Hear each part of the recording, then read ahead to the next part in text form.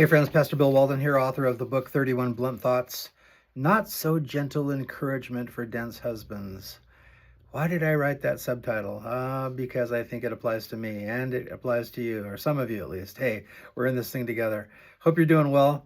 Thanks for tuning in. I like to be a little bit silly sometimes when I'm talking about very serious issues. It kind of lets us breathe and relax a little bit and get ready for the next bit of truth that comes our way. Chapter 7 is entitled, Be a Giver, Not a Taker.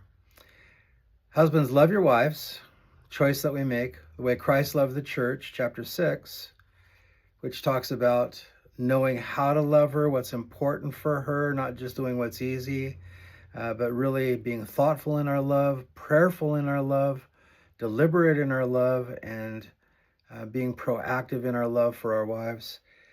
And Paul goes on to describe the love that Jesus gives for the church. He says, and he gave himself for her, for the church. So Jesus, his love was self-sacrificial. I know a lot of the chapters in the book are overlapping. It's kind of by design, so we can take bite-sized chunks and digest them, and kind of let them simmer in our hearts and in our minds, and then come back and see how it kind of flows into the next bit of truth that we're considering. Jesus was not a taker, he was a giver.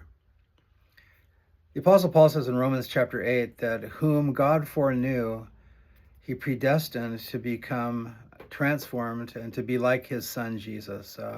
My paraphrase, God is very interested in seeing our lives increasingly look like Christ. That's part of his plan for us, not to just take us to heaven, but while we're here, that we have increasing Christ-likeness in our hearts, in our minds, in our lives. Part of that is learning how to be a giver and not a taker. Jesus said that the Son of Man, him, did not come to be served, but to serve, and to give his life as a ransom for many. So Jesus, his ministry was all about giving. We also read a couple other verses. Let me go to page 14 in the book here in the English. It says, and this was in a previous chapter that we considered, Ezekiel 36:26. Boy, I remember when I read this for the first time 30 years ago, it just floored me because it talks about the fact that God can change the way we feel and the way that we think if we will surrender to him, if we will seek him out on these things. Ezekiel 36:26, I will give you a new heart. I will put a new spirit within you. I will take the heart of stone out of your flesh, the heart of selfishness out of your flesh, and give you a heart of flesh. I'll give you a heart of generosity. I'll give you a heart of looking out for the needs of your wife before you look out for your own needs or wants or desires. A couple of people have mentioned that as I wrote this book, I was maybe kind of revealing too much about myself, but that's okay. I don't mind. The Apostle Paul calls himself the chief of sinners, so I can name a few of my shortcomings. Listen, when I wake up in the morning, it's easy to be selfish. It's just really easy. It's natural. But as I recognize that, and I think it's good to know, to recognize, guys, recognize the selfishness that exists in you to whatever degree and however it's manifested. Recognize the selfishness. Ask God to show you. I think it's so easy for us to just go on autopilot and go through life just based on impulse, on emotion and wants and desires and, just doing things because it makes sense to our human mind.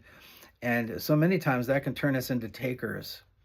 But I want to encourage you guys, if you're really serious about loving your wife the way Christ loved the church and gave himself, we need to have our minds transformed and our hearts really, really changed. And I want to encourage you guys to pray and say something like this, Lord, it might be my regular method of operation to just function as a taker.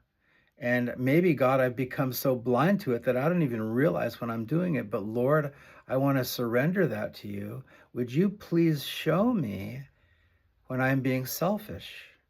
God, would you please show me when I'm being a taker? Would you please show me when I should be a giver? God, would you show me these things? As I mentioned in a previous video, Psalm 51:10, create in me a clean heart, O God, and renew a right spirit within me. That request by King David, fantastic request. We can make that same thing, guys, and I guarantee you God wants to do that in us. He's not going to force it on us. He's not going to twist our arm. But if we are asking him, Lord, show me in ways that I'm a taker and in ways that I'm not being a giver. And I want to give myself first and foremost to you. And then, Lord, I want to give to my wife. I want to be a great blessing to her. I want her to be so appreciative, Lord, of what you are doing in my life, God. So make me a giver, God. Help me from being a taker. Lord, give me a heart and a mind of being a giver. If you pray that prayer, guys, he's going to answer it. Guarantee you. Might take time. Might take time for your wife to get used to the new you, but it's a good prayer and God will do it. So God bless you. Go for it.